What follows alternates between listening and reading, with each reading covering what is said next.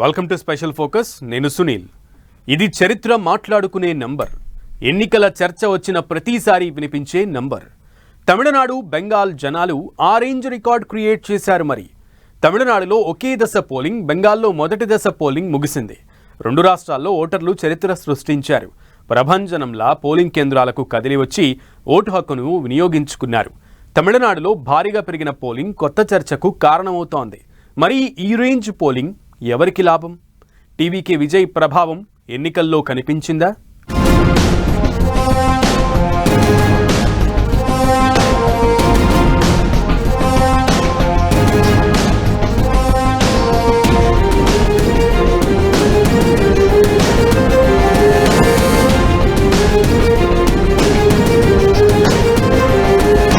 బెంగాల్, తమిళనాడులో ఓటర్ల ప్రభంజనం.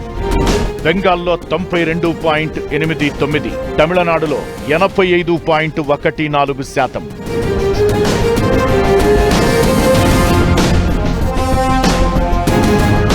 తమిళనాడు చరిత్రలో అత్యధిక పోలింగ్. పెరిగిన పోలింగ్ శాతం ఏం చెబుతోంది? రాజకీయం కొత్త మలుపు తీసుకోబోతోందా? ఈ రేంజ్ పోలింగ్ వెనక విజయ్ ఎఫెక్ట్ ఉందా? దేశమంతా ఆసక్తి రేపిన బెంగాల్, తమిళనాడు ఎన్నికల్లో సరికొత్త చరిత్ర క్రియేట్ అయింది. ఓటర్లు ప్రభంజనంలా దూసుకురావడంతో పోలింగ్ భారీగా నమోదైంది.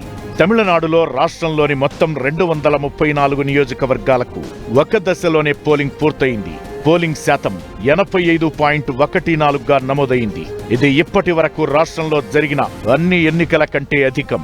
స్వాతంత్ర్యం వచ్చినప్పటి నుంచి రాష్ట్రంలో నమోదైన అత్యధిక ఓటింగ్ శాతం. 2021లో 73.63% పోలింగ్ నమోదైంది. 2011లో 78.29% మంది ఓటేశారు. ఇక తుది ఫలితాల కోసం 10 రోజులకు పైగా ఎదురు చూడాల్సిన పరిస్థితి. అంతకు మించి అన్నట్లు భారీగా పోలింగ్ నమోదు కావడం తమిళనాడు రాజకీయాల్లో కొత్త చర్చకు దారితీస్తోంది. పార్టీలు ఎవరికి వారు ఫలితాలపై ధీమాగా కనిపిస్తున్నాయి. అయితే పోలింగ్ వేళ తమిళనాడు రాష్ట్ర వ్యాప్తంగా పండుగ వాతావరణం నెలకొంది. చెన్నైలో కూడా గతంతో కంపేర్ చేస్తే చాలా తేడా కనిపించింది. ఓటర్లు పెద్ద ఎత్తున పోలింగ్ కేంద్రాలకు తరలివచ్చారు.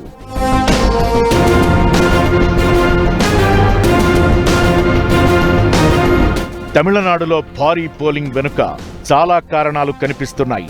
సర్వ్ విధానంతో పాటు పార్టీలిచ్చిన హామీలు, భావజాలాలు, వీటన్నింటికీ మించి ఇన్నాళ్లు ఇద్దరి యుద్ధంగా కనిపించిన తమిళనాడులో మొదటిసారి ట్రయాంగిల్ ఫైట్ జరిగింది. ఇది కూడా ఓటర్లను పోలింగ్ కేంద్రాలకు వచ్చేలా చేసిందనే అభిప్రాయాలు వినిపిస్తున్నాయి. స్టాలిన్తో పాటు విజయ్, అన్నామలై తమ నిర్ణయాలతో, మాటలతో జనాల్లో ఓ బజ్ క్రియేట్ చేశారు.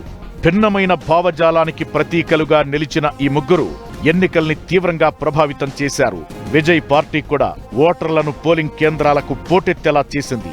పార్టీల మధ్య ఉన్న హోరాహోరీ పోరు, ఎన్నికల్ని ఎవరికి వారు ప్రతిష్టాత్మకంగా తీసుకోవడం, ఆయా పార్టీల క్యాడర్లు పెద్ద ఎత్తున కష్టపడడం ఓటర్లు పోలింగ్ కేంద్రాలకు పెద్ద ఎత్తున వచ్చేందుకు కారణమైందనే అభిప్రాయాలు వినిపిస్తున్నాయి.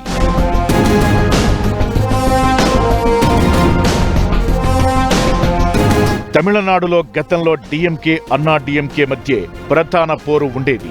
ఈసారి నటుడు విజయ్ పార్టీ రాకతో ఓట్లు చీలడం, యువ ఓటర్లు కొత్త పార్టీ వైపు మొగ్గు చూపడం లాంటి మార్పులు కనిపిస్తున్నాయి.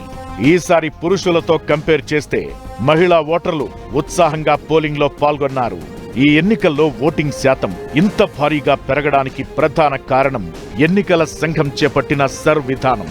ముందు జాబితాతో పోలిస్తే సర్ తరువాత తమిళనాడులో దాదాపు 70 లక్షల పేర్లు తొలగించారు. 2021 ఎన్నికల్లో మొత్తం 6.29 కోట్ల ఓటర్లు ఉండగా సర్ ప్రక్షాళన తరువాత 5.73 కోట్లకు చేరింది. సర్ కారణంగా ఓటర్ల జాబితా క్లీన్ కావడంతో అసలైన ఓటర్లు ఓటు వేసినప్పుడు పోలింగ్ శాతం గణనీయంగా పెరిగినట్లు కనిపిస్తోంది. నిజానికి పెరిగిన ఓటర్ల సంఖ్య సుమారు 21 లక్షలు మాత్రమే అయినా ఇది పోలింగ్ శాతం పరంగా భారీ మార్పుగా కనిపిస్తోంది. ఈ ఎన్నికల్లో దళపతి విజయ్ టీవీకే పార్టీపై జోరుగా చర్చ నడిచింది. తొలిసారి బరిలోకి దిగిన ఈ పార్టీ యువతలో, మరీ ముఖ్యంగా మొదటిసారి ఓటు వేస్తున్న వారిలో విపరీతమైన క్రేజ్ నింపింది. విజయ్ రాకతో డిఎంకే అన్నా డిఎంకే మధ్య సాగే సంప్రదాయ పోరు కాస్త త్రిముఖ పోటీగా మారి ఓటింగ్ శాతం పెరగడానికి దోహదపడింది. సాధారణంగా భారీ పోలింగ్ అంటే ప్రభుత్వ వ్యతిరేకత అని భావిస్తారు. అయితే ఈసారి పరిస్థితి భిన్నంగా ఉంది. ఓటర్ల జాబితా ప్రక్షాళనతో ఈ శాతం పెరిగిందా లేక కొత్తగా వచ్చిన విజయ్ పార్టీ వైపు ఓటర్లు మొగ్గు చూపారా అనేది ఉత్కంఠ రేపుతోంది. డిఎంకే తన సంక్షేమ పథకాలపై ధీమాగా ఉండగా అన్నా డిఎంకే బీజేపీ కూటమి మార్పును ఆశిస్తోంది. ఓవరాల్ గా తమిళనాడు ఓటరు తన చైతన్యాన్ని మరోసారి చాటుకున్నాడు. మే 4న వెలువడనున్న ఫలితాలు ఈ భారీ ఓటింగ్ అధికార పక్షానికి అనుకూలమా లేదా వ్యతిరేకమా అనేది తేల్చనున్నాయి. బెంగాల్ ఓటర్లు సరికొత్త రికార్డు క్రియేట్ చేశారు. ప్రజాస్వామ్య చరిత్రలో అద్భుత ఘట్టం నమోదైంది. ఆ రాష్ట్రంలో తొలిసారి 92% పైగా పోలింగ్ నమోదైంది. ఈ రేంజ్లో ఓటర్లు పోటెత్తడం దేనికి సంకేతం? బెంగాల్లో రాజకీయ మార్పును సూచిస్తోందా? అసలు పోలింగ్ ఇంతలా పెరగడానికి కారణాలు ఏంటి? ఇది ఎవరికి ప్లస్, ఏ పార్టీకి మైనస్? పార్టీలు ఏమంటున్నాయి? అటు తమిళనాడు ఇటు బెంగాల్లో సర్ విధానంతో కనిపిస్తున్న మార్పు ఏంటి?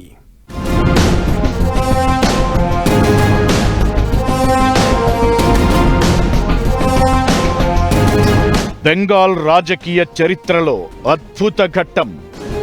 పశ్చిమ బెంగాల్లో 92.89% పోలింగ్.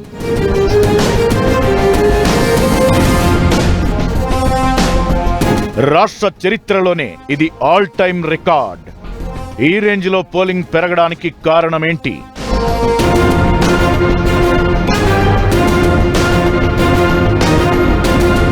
బెంగాల్ రాజకీయ మార్పునకు సంకేతమా? పెరిగిన పోలింగ్ శాతంపై పార్టీల మాటేంటి? పశ్చిమ బెంగాల్ జనాలు చరిత్ర సృష్టించారు. మొదటి దశ ఎన్నికల్లో 92.89 పోలింగ్ శాతం నమోదైంది. బెంగాల్లో మొత్తం 23 జిల్లాలు, 294 నియోజకవర్గాలు ఉన్నాయి. ఫస్ట్ ఫేజ్ లో 16 జిల్లాల్లో 152 అసెంబ్లీ నియోజకవర్గాల్లో పోలింగ్ జరిగింది. మొత్తం అసెంబ్లీ నియోజకవర్గాల్లో తొలి దశలో 51.7% పైగా నియోజకవర్గాల్లో పోలింగ్ పూర్తయింది.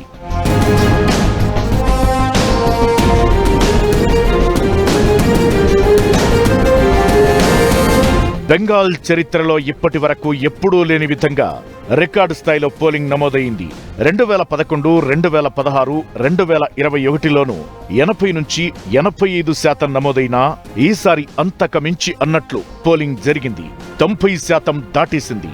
ఈ రేంజ్లో ఓటర్లు తరలి రావడం వెనుక ప్రధాన కారణం టీఎంసీ బీజేపీ మధ్య జరిగిన రాజకీయ యుద్ధం.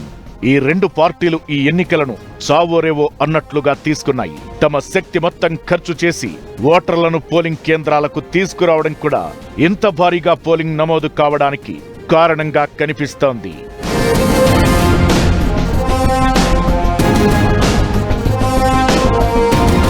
హోరాహోరీ రేంజ్లో సాగుతున్న బెంగాల్ యుద్ధంలో మహిళలు కీలక పాత్ర పోషిస్తున్నారు.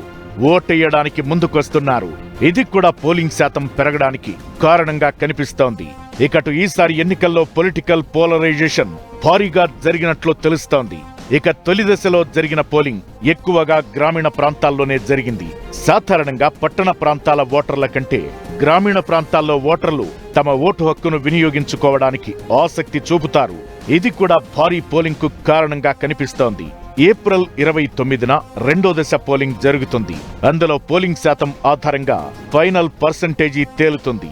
అయితే రెండో దశ పోలింగ్ పట్టణ ప్రాంతాల్లో జరగబోతోంది. మొత్తం 142 నియోజకవర్గాలకు పోలింగ్ జరుగుతుంది. అయితే ఈసారి ఓటింగ్ శాతం తగ్గితే మాత్రం ఇప్పుడున్న రికార్డ్ పోలింగ్ మాట మారే అవకాశముంది.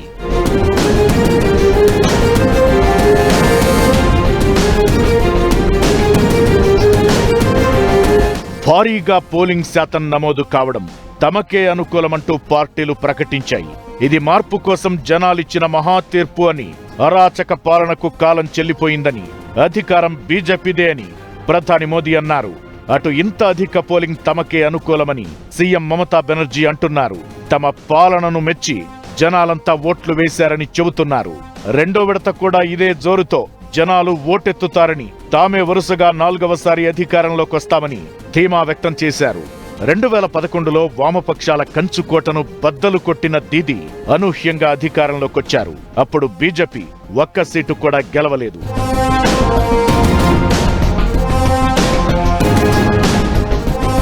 2016లోనూ టీఎంసీ అధికారంలోకొచ్చింది.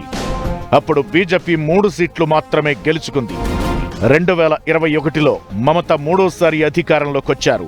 అయితే ఆ ఎన్నికల్లో బీజేపీ 77 సీట్లు గెలిచి బలమైన సందేశం పంపింది. మరిప్పుడు పెరిగిన పోలింగ్ శాతం మమతకు కలిసొస్తుందా, లేదంటే బీజేపీకి ప్లస్ అవుతుందా అనే చర్చ జరుగుతోంది.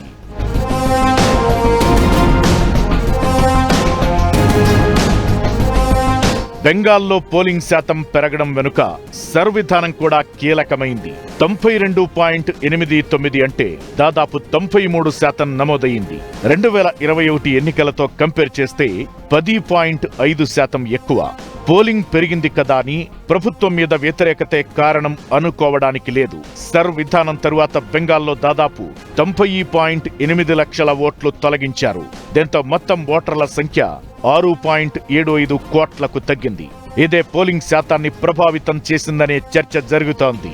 మొత్తం ఓట్లకు పోలైన ఓట్లకు తేడా తక్కువగా ఉండడంతో పర్సంటేజీ ఎక్కువగా కనిపిస్తోంది. అదే తొలగించిన ఓట్లను కూడా కలిపితే ఇప్పుడు కనిపిస్తున్న 93 అనే నంబర్ తక్కువయ్యే ఛాన్స్ ఉంటుందనే అభిప్రాయాలు వినిపిస్తున్నాయి. తొలగించిన ఓట్లు అనేవి లెక్కల పరంగా, రాజకీయంగా బెంగాల్లో కీలకంగా మారే ఛాన్స్ ఉంది. క్లియర్ గా చెప్పాలంటే ఈసారి ఎన్నికల సంఘం తొలగించిన మొత్తం ఓట్ల సంఖ్య 2021 ఎన్నికల్లో టీఎంసీ మెజారిటీతో సమానం. ఇలాంటి పరిణామాల మధ్య 2వ దశ పోలింగ్ పై ఆసక్తి కనిపిస్తోంది. మరి ఓటర్ల జాబితా సవరణ ఏ పార్టీకి ప్లస్ చేస్తుంది, ఏ పార్టీకి మైనస్ గా మారుతుంది? అసలేం జరిగిందో తేలాలంటే మే 4 ఫలితాల వరకు ఎదురు చూడాల్సిందే అనే అభిప్రాయాలు వ్యక్తమవుతున్నాయి.